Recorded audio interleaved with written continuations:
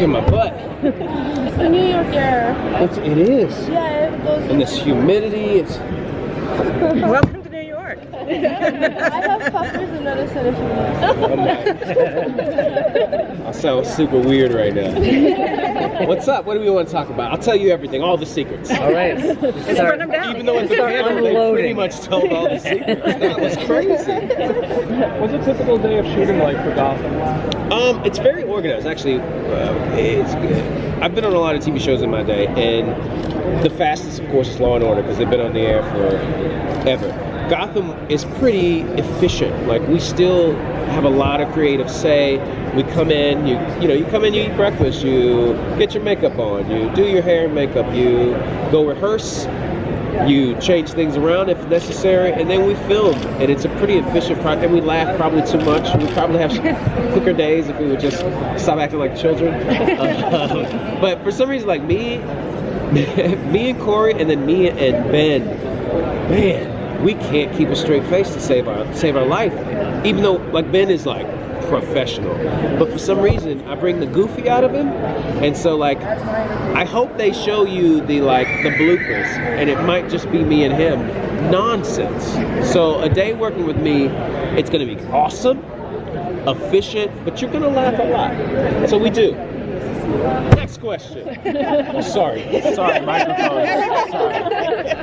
Do you think you'll miss the most, that camaraderie on set? Yeah, the thing that will be most missed easily is the mandatory friendships that come from television shows, where like you have to see the person, so you have to like them. We'll see what we really think about each other when it's over.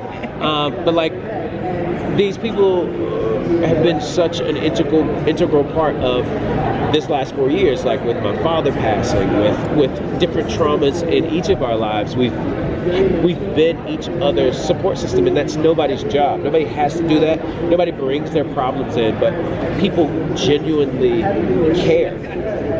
Like, our cast genuinely cares about each other, and so it's like it is a family, and that's not every show.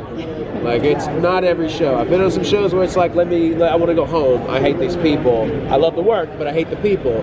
And so it's nice to come to work and be like, leave your computer in the bag. Yeah. Instead of like pretending to type so you don't have to talk to people. Really? Is that bad? I've been on sets, where like there's some people are bummers. It's just what it is, Bless them. I hope they work for the rest of their lives. They're still a bummer. Not on our show, luckily. So yeah, some people are bummers. Did you name any names? Not if he wants to work. So if you work with another actor, actress that like you despise, with good chemistry on screen, even if it's bad off. I don't know. I haven't worked with anybody I despise. I've worked with people I don't like at all. And we're not there in service, or I'm not there in service of my own ego, right? I'm there in service of the words that are provided and trying to add everything I can to the process. So I don't even really take people's nonsense personally. It's just when I go home and I'm hanging out with my wife, I'm like, let me tell you what this a-hole did today. So as we've seen over the course of the series, Lucius is he's the voice of reason on the show. Yes. Does he get to cut loose at all during this season? For him, yeah. This season, Lucius cuts loose for him. He unbuttons his top button, and I'm not joking. That's true. There's like a whole conversation on like this. That's it. We found him. Because he still wants to be, like put together, but it's like, that last button's hard to button when there's chaos in no man's land. But I forgot the question because I was being silly. Does he get to cut loose? No, but he does meet the love of his life. Ooh. Leaving it at that. Like it. Is that your favorite moment from the final season for your character, or is there another moment that you think is more exciting for you? Oh, you know what my favorite moment is? As I can't tell you. I don't think. It's one of the few things they didn't talk about during the panel. But it's working with one of the actors who I don't get to work with often, and he's so super talented. Now you know it's a he. He's so super talented and creative that we just had so much fun kind of recreating what was written, which is nice that in season 5 people are still like bringing their A game to honor the scripts that we've been given. How are you gonna make this last season very memorable for the fans? Well, I'm going to show up to work and do my job. But what the writers have done, like they're taking, what the writers are brilliant at is taking everyone's expectations, being like, I don't care about some of them because we have to create what we have to create, but then honoring some of the favorites, some of the, giving each I don't want to say, appreciator of canon something that they can, a morsel to leave with. So in this No Man's Land arc, you're going to see so many different villains that we won't necessarily get to play with specifically because it's only 10 episodes, but it's so nice to be like, there's that person. Oh, there's that person. Wait, is that person going to be that person? So and when we're ramping it down, in a sense, there's still some intrigue that is left. So it won't be like a bow on the top. It'll be like, oh man, there's no more? So I like that about the show a lot. As an actor, does the imminent end of Gotham worry you at all? No.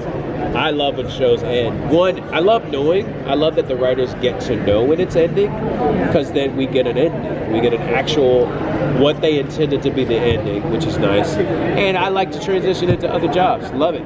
Love new jobs. So I'm not a worrier. It's not really in my, I'll be all right.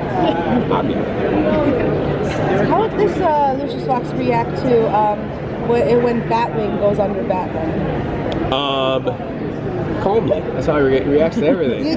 Completely logically, soundly, and calmly. Even if it's his own son? Completely logically. A little more worried, because I would think too, Bruce is now a grown-up. It's like your own child. It's kind of like what Alfred is going through with Bruce maturing this season, actually, where you're like, I gotta let my little Batman fly, That was so stupid. I gotta let my little Batman fly. Coining nets.